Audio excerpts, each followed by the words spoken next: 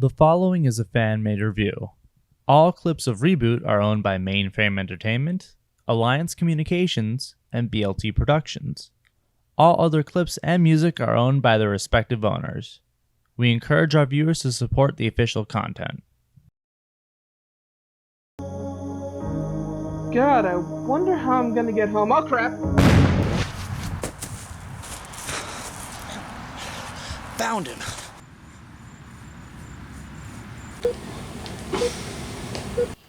How's he doing? It's hard to tell. Physically he's fine, but his mental activity is all over the place. It's like a sort of tear in a program. What can we do? We need to send the program in to stabilize the tear, which is orbiting around something called Review This. I'll help.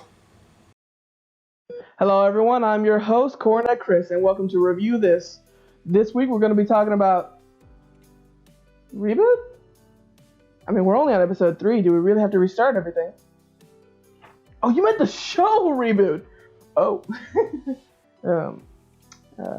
Cue the intro!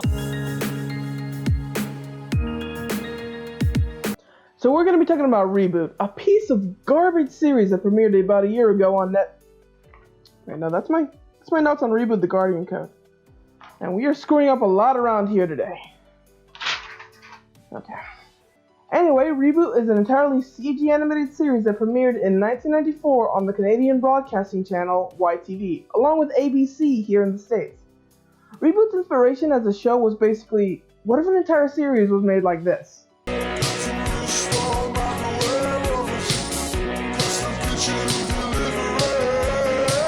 Now you might think I'm kidding with that question, but not really.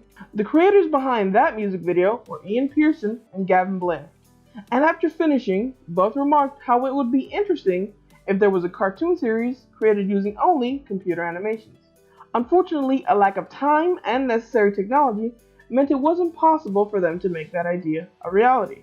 It wasn't until years later that they would be joined by John Grace, Ian Gibson, Brendan McCarthy, Christopher Bowe, and Kelly Daniels. People in the industry who worked as artists, writers, or producers, all together forming a group called The Hub, which would grow into Mainframe Entertainment. Now why don't we talk about the ins and outs proper, and to help with that, here's our resident guardian, Giggs.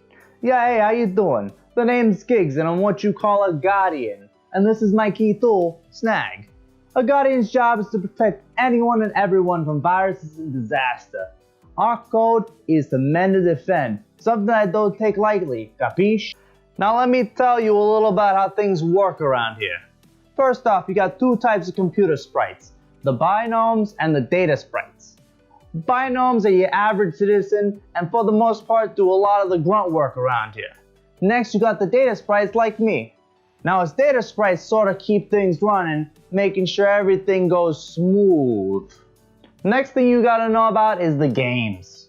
Now we don't know why the games happen. Some say it's just the user looking for some fun. Me, I don't talk about religion. Anyway, if you want to survive the games, you gotta listen to me. Rule 1. You don't enter games. A game can't hurt you if you ain't in it. Rule number 2. You get trapped in a game, you either help or you don't. I don't have time to save your sorry cash. Rule number 3. Defeat the user. Either you kill it or you win the game. The user. Some people think he knows everything. He made us, he made this, he made those scumbag viruses, but me, I don't know if a user exists. It's like I said, I don't get into religion. Alright, last thing you gotta know is about those viruses. They're pieces of trash, and the only good virus is in a deletion chamber. If you see a virus, you find a guardian, we take care of them. Now get out of here, I got work to do. Thanks, Giggs. Why the hell did he have a broken accent? Because you can bite me. How about we talk about our characters, starting off with Bob. Yes, his name is Bob, I know. Still, as bland as that name is, he's pretty interesting. He's a guardian from the supercomputer, so he's an outsider to Mainframe, the city where the series takes place. Despite this, Bob's acts as a sort of resident sheriff, meaning he follows the method of shoot first, ask questions when things start to go bad. Bob has a bit of an ongoing romance with Dot Matrix, a character we'll talk about in a little bit. The relationship is only hinted at when the series starts, but grows as the series continues. Bob also acts as a mentor to Dot's brother, Enzo. And Enzo is honestly my favorite character in the series. Dot Matrix is an entrepreneur by trade, sort of like how Bruce Wayne is an entrepreneur, in that both can buy and sell you in a heartbeat. In the show, it's hinted that there is no business in Mainframe that she doesn't own or manage. She also acts as the city's mayor, I guess? She comes up with ways to better improve the city and handles all sorts of trade and commerce. But in times of crisis, she assumes the front of the battle.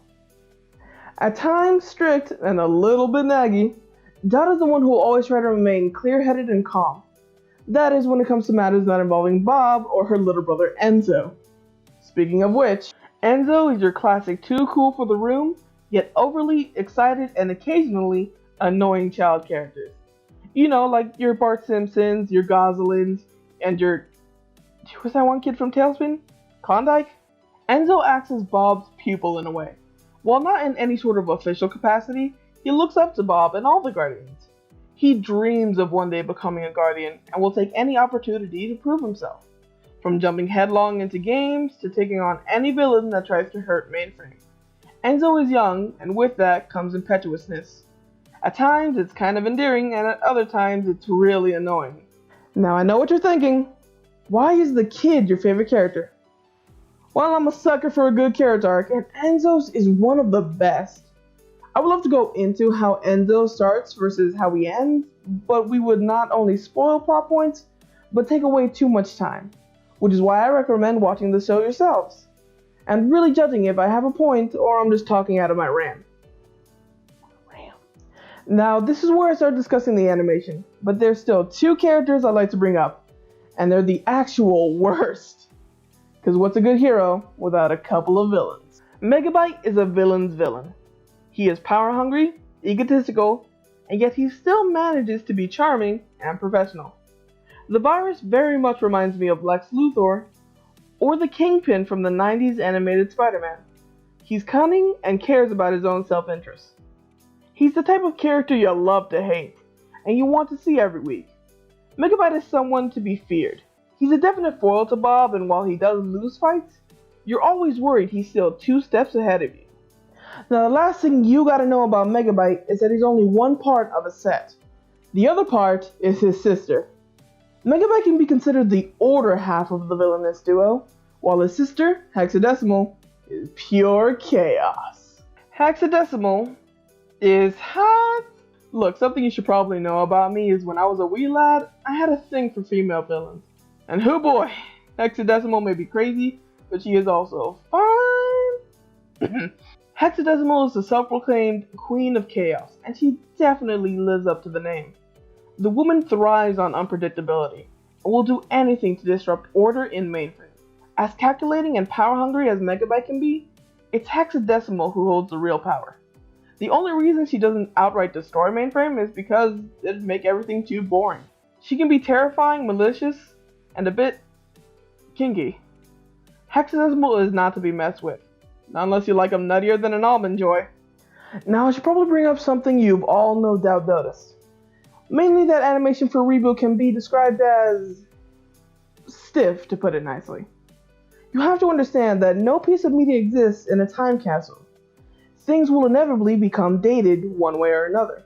But if there's anything I've tried to get across in this review, it's that Reboot is more than just its cover. Keep in mind that before Reboot premiered, it was in production for 3 years.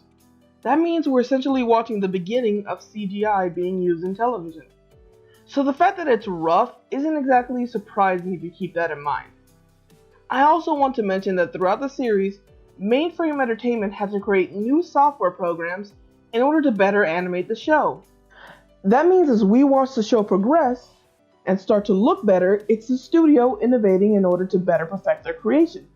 Thanks to that innovation and Reboot's success, Mainframe was given the chance to animate multiple CGI shows that you probably remember growing up. Shows like Spider-Man the New Animated Series, Max Steel, Shadow Raiders, and of course, Beast Wars.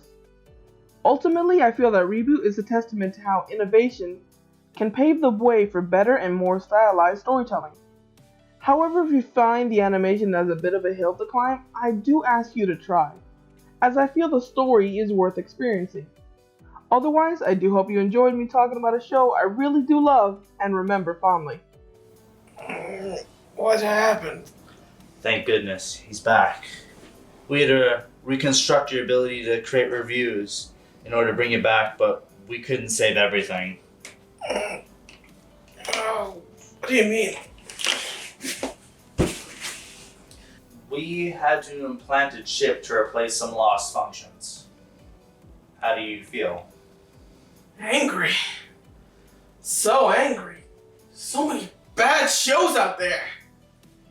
It's time for a crusade! How's about a tirade? Even better. Well, thank you for watching, and I want to make a special mention to Shout Factory TV for streaming Reboot free along with Verve. I also want to retroactively thank Adult Swim for free streaming all episodes of Space Ghost, and Hulu, Crunchyroll, and Verve for streaming My Hero Academia. That's all we have for today, and I thank you for watching. Have a good one. Hey, Gigs here, telling you we appreciate all of our Patreon support. It's a huge help and we love you. If you want to support us, go to our Patreon today and contribute at Fun for Hire Show.